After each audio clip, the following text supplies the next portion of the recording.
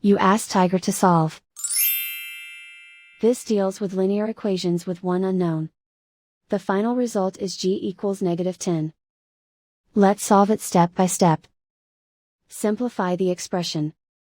Expand the parentheses. Simplify the arithmetic. Swap sides.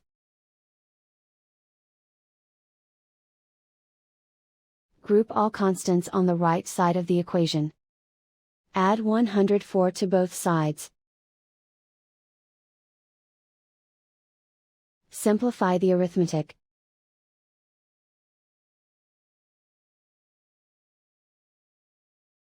Isolate the g. Divide both sides by -4. Cancel out the negatives. Simplify the fraction. Move the negative sign from the denominator to the numerator.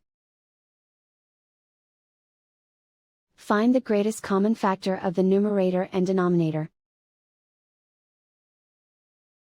Factor out and cancel the greatest common factor. And so the final result is g equals -10.